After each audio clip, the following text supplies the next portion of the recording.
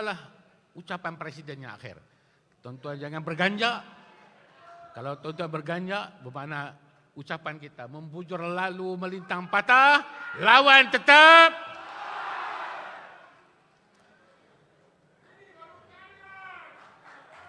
Terima kasih. Terima kasih saya ucapkan kepada perwakilan yang begitu bersemangat. InsyaAllah kita akan merempuh pilihan raya yang umumnya akan datang dan kita akan menuju ke Putrajaya.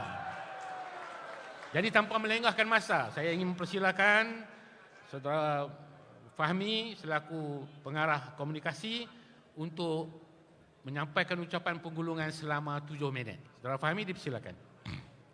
Bismillahirrahmanirrahim. Alhamdulillahirabbil alamin. Assalatu wassalamu ala asyrafil anbiya'i wal mursalin wa ala alihi washabihi ajmain. Assalamualaikum warahmatullahi wabarakatuh.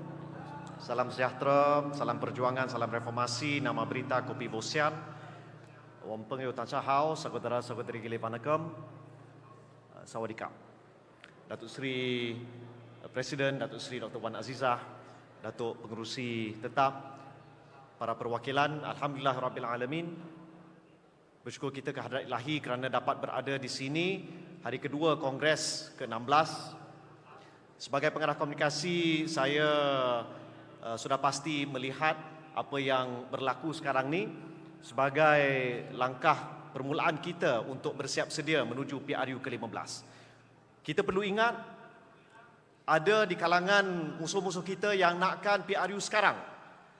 Ada yang tak boleh tunggu 31 Julai yang mana merupakan salah satu perkara dalam MOU di antara Pakatan Harapan dan Kerajaan, iaitu 31 Julai adalah tarikh akhir ataupun tarikh di mana kerajaan bersetuju tidak akan bubarkan parlimen. Maka sudah pasti bila PRU ke-15 boleh berlaku anytime selepas 31 Julai. Bermaksud dari saat kita keluar daripada kongres ini tidak ada lagi cai itu, cai ini, tim itu, tim ini. Yang ada hanyalah tim keadilan. Tapi untuk pastikan tim itu utuh, tim itu kukuh, kita kena bersama memberikan kepercayaan penuh kepada saf kepimpinan kita yang baru. Boleh atau tidak? Tidak perlu ada titik bengih, tidak perlu ada nak sebut itu ini dalam WhatsApp sampai ke tengah malam. Boleh. Tapi masalahnya kadang-kadang screenshot dan hantar keluar. Saya nak nasihatkan, jangan beri musuh kita peluru.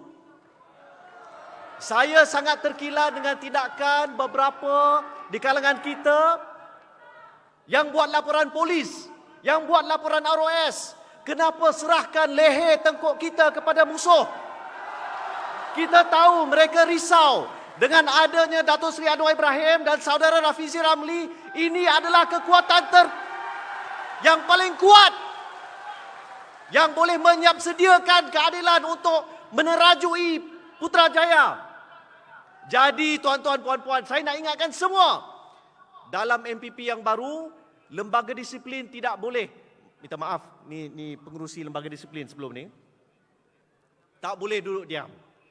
Mesti aktif, proaktif. Mereka yang terlibat, yang sengaja membenarkan parti diserang, mereka yang mengadu domba di luar, mereka yang menabur fitnah terhadap pimpinan, mereka perlu dikenakan tindakan disiplin.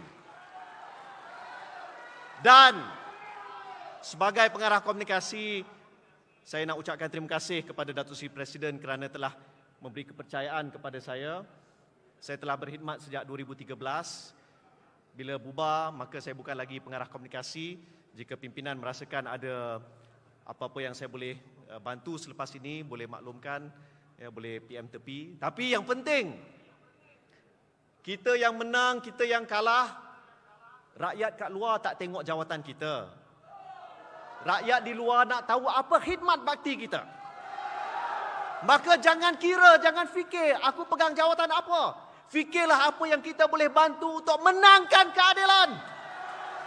Jangan fikir ketua cabang ini, ketua cabang itu, yang menang, yang kalah, yang umum, yang tak umum. Sudah, cukup, enough. Kita perlu bantu parti ini untuk satu, menang semua kerusi yang kita pegang sekarang.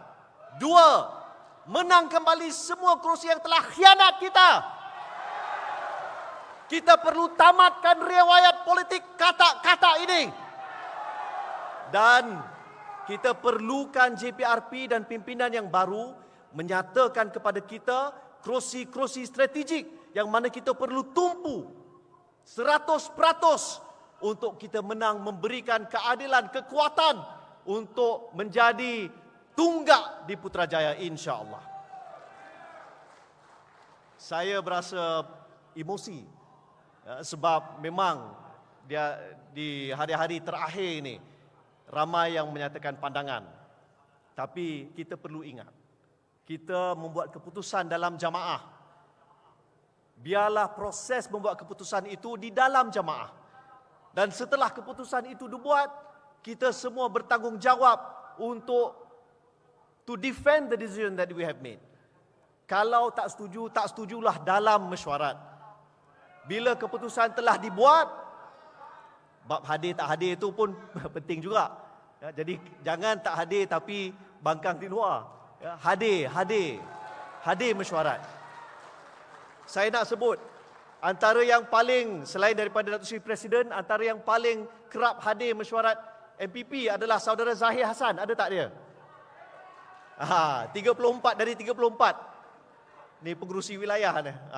Antara paling kerap hadir. Ada sini.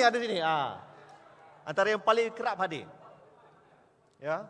Jadi pastikan hadir mesyuarat. 2, contribute to the discussion. 3, kita mesti bila dah putuskan buat keputusan, kita mesti mempertahankan keputusan itu. Kita semua bertanggungjawab untuk mempertahankan parti ini. Kita semua bertanggungjawab untuk mempertahankan keputusan parti ini. Termasuklah calon-calon nanti. Setuju tak setuju? Tak calon ni? Okay. Tak habis lagi ayat tu. Setuju tak setuju calon? Kita tak nak apa yang berlaku dekat Melaka, apa yang berlaku kat Johor itu berulang. Kita tak nak. Jadi perjuangan kita untuk PRU ke-15 ini, saya nak ingatkan, media sosial itu sangat penting. Sangat penting, tapi it is not everything. It is not the be all and end all. Dia adalah sebahagian daripada air war. Najib boleh cakap apa-apa. Bukan dia yang tulis pun. Itu admin dia. Tapi kita tak boleh biarkan dia begitu sahaja. Itulah sebabnya saya rasa dia rasa takut dan getar. Bila Rafizi Ramli datang balik, dia diserang bertubi-tubi. Tapi tak cukup. Tapi sebab time dah habis, sesiapa yang nak berbincang boleh berbincang dengan saya selepas ini. Sekiranya saya diminta untuk berkhidmat, saya akan terus. Tapi apa pun, ingat, keluar daripada kongres ini, kita tidak ada lagi tim itu, tim ini. Kita hanya ada tim keadilan. Reformasi. Reformasi. Reformasi. Sekian, Assalamualaikum. Terima kasih YB Fahmi Fadzil selaku pengarah komunikasi yang telah memanaskan sesi penggulungan pagi ini. Terima kasih sekali lagi Saudara Fahmi atas ucapan yang begitu bersemangat. Saya silakan Yang Berhormat Saudara Syamsul Iskandar Akin selaku Ketua Penerangan untuk memberikan ucapan penggulungan. Saudara Syamsul, 7 minit dipersilakan.